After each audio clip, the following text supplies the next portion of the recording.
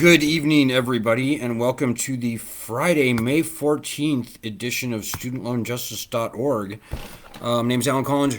We are the oldest and largest true grassroots citizen group actually fighting for student loan justice. We've been doing this for 16 years now.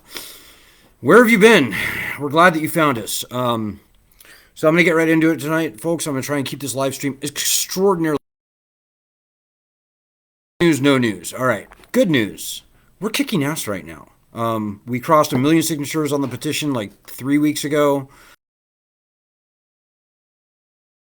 There's been featured stories written about our research, and our members have been interviewed. So these are places like CNBC, Forbes, Yahoo News, the Daily Cause, and a bunch of other stuff too. We've got local news stories brewing in I lost track, like 6 or 7 different locations, various places. I won't even mention names. I'm not even going to say anything more until they come out. You never know. So that's all good. We're doing great. In fact, we've added 35,000 signatures onto the petition in just the past, I want to say 11 or 12 days. So we're picking up 3,000 signatures a day. That's pretty good. So that's good news. Bad news. Not only for the cancellation of all federally owned student loans by executive order, which pretty much started with our petition last March. So good for us. It's now top of the news. We are also fighting, and we have been fighting very moderately for the past 16 years, for the return of bankruptcy protections to student loans. And really, guys, the way the logistics, the reality, the dynamics, all that stuff that goes on behind the scenes and so forth, it turns out that returning bankruptcy protections to these loans may very well be a necessary precondition. Loans ultimately canceled. Because, guys, I'm telling you, here's what the bad guys want to do. The bad guys want to do a fake loan cancellation. It'll be up to $10,000. It'll be up to $50,000. Yeah, that up to is nonsense. There's going to be all kinds of weasel words. So at the end of the day, the Department of Education will do what the Department of Education has always done, which is not cancel loans. They'll say they're canceling loans. They'll have a parade about it. It'll be all over the news. Champagne bottle corks will be popped out of bottles. Balloons will fall from the ceiling. But at the end of the day, almost nobody will actually get their loans canceled. And in the absence of bankruptcy protections, this predatory, vicious, unconstitutional lending system will roll right on over you, through you, wreck your life, and wreck the lives of tens or hundreds of millions of people who haven't even been to college yet. That's what they've always done. That's what they want to continue doing, and that is what they want. So, guys, I'm telling you, returning bankruptcy protections to student loans is, quite frankly, more important than whatever loan cancellation Biden ends up doing. And I think he probably will end up doing something, but I'm telling you guys, we don't want this fake loan cancellation. Only with the presence of bankruptcy protections can we have any confidence in anything that might happen after that. So the bad news that's correlated to that, well, that is bad news. This is what our opposition wants to do. This is their plan. We have to be very concerned with that. So that's not good. But at least we know about it, right? It's better to know than to not know. Now, what is very worrying to me right now is this fact. Last session, we had bankruptcy legislation hit the streets or introduced in around May 10th of the first month of the first year of the 2-year session.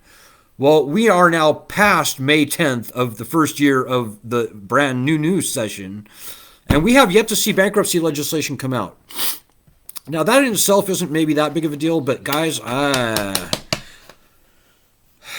I'm not going to tell you everything I know, but I'm worried. I'm worried. I'm very worried. People who I talked to in years past about this acted a certain way, and now they are acting a certain other way. I'm kind of like, what is going on?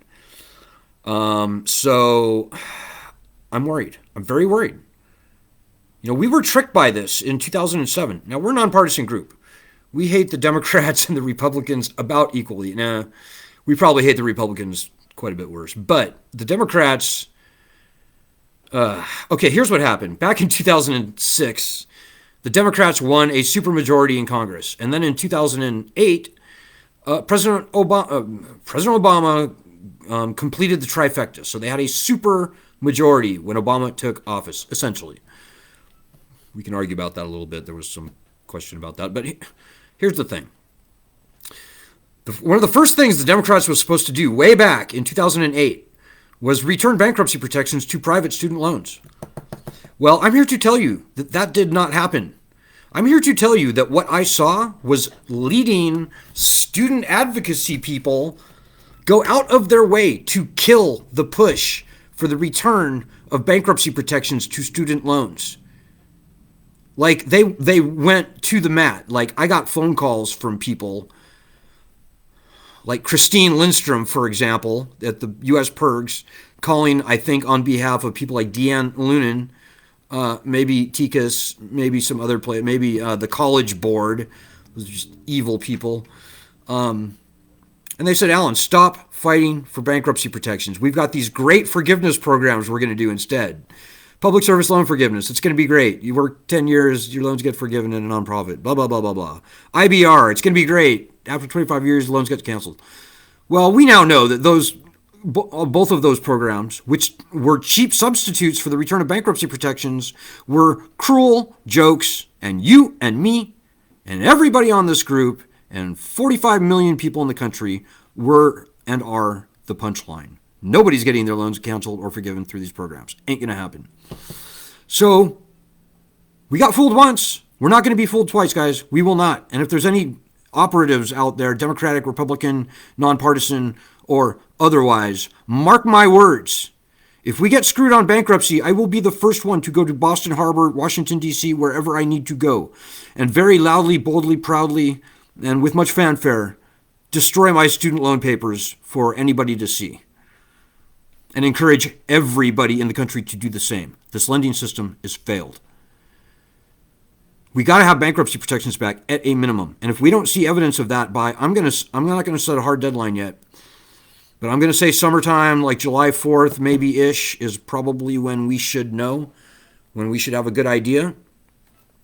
There had better be some bankruptcy legislation, at least in Congress. Quite frankly, the Democrats could pass this legislation tomorrow. They could railroad it through committee. They could railroad it through the Senate. We got bipartisan support last session. We had Republicans on that bill. John Katko, and even a new guy, Matt Gaetz, who is maybe in a little trouble these days, but whatever. The point is, I think the bill would pass very quickly and in a bipartisan sense. And there is absolutely no excuse. So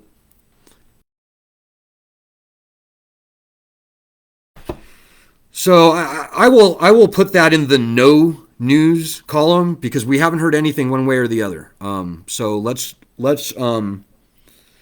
be optimists on this, and let's not wait, watch, and worry and hope, but let's work very hard and take this very seriously. And you do everything you can with your member of the House and with both of your senators. Yell and scream at them. I don't care what you do. I'm not going to condone law breaking or anything, but I truly don't care what you get it done. Get it done. Make sure that by the time you're done with your House rep and both of your senators, the one thing in their mind is, holy shit, we need to return bankruptcy protections to student loans right.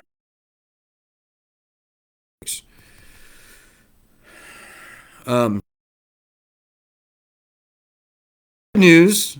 I did bad news. And the no news, yeah, we're kind of in the waiting pattern on that, and that's fine. Our website is currently not quite exactly great. We changed hosting services. So it's kind of it's just barely functional right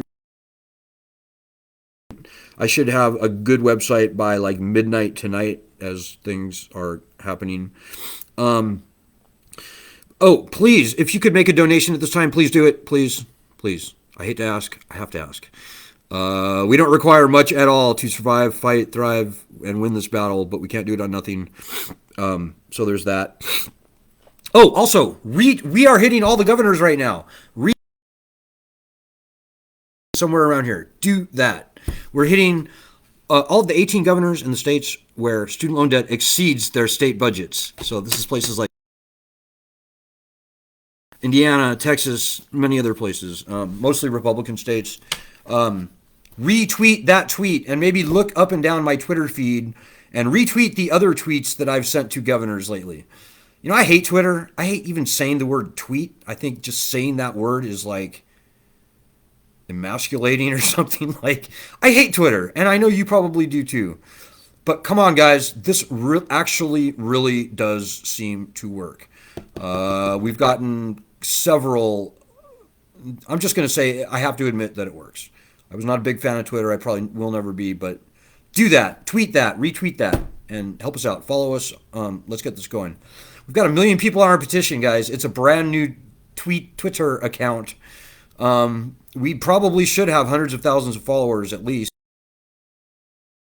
It's like 3 weeks old or maybe a month old at this point. But anyways, come on, guys. We don't require a whole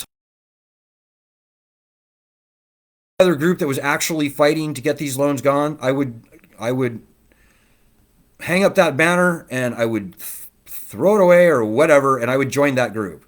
That group doesn't exist, guys. That group is us. So, you know, these are your loans. This is your problem. We are the pioneers on this. What you do matters. When you do nothing, nothing happens. When you wait, watch, and worry and expect other people to pull your weight for you, it is not going to happen. It has never happened. So don't be an asshole. Help. There's a lot of people on this group, hundreds, even thousands, who are doing a lot of the work. And it's not hard work, really, at all. It's tasks, actions. You got to act. This is all about your actions and your all the people doing nothing out there to do something. As I said, there's hundreds or even thousands of people on this group that are making efforts. But clearly it's not enough, right? So, you know, my hats are off to you. I salute, applaud, and commend you. But if it's not you, then get off your ass, please. Get off your ass. It's not hard. Don't expect somebody else to pull your weight for you. Okay. I will just leave it there. Do those things. We got this. The good news is way better than the bad news right now, and we're on a roll. Let's really make this thing happen. Remember, it only takes one Republican governor to stand up and say, Mr. President, I've had enough. Enough. I don't care about party, partisan politics. I don't care about anything. You cancel these loans, and you not be conquered and enslaved by this federal debt. When one Republican governor stands up and says that, that's pretty much we win. So what makes that happen? You will be a national hero. So, all right, guys, good luck. Have a good weekend. Godspeed. Check back early and often. And God bless everybody.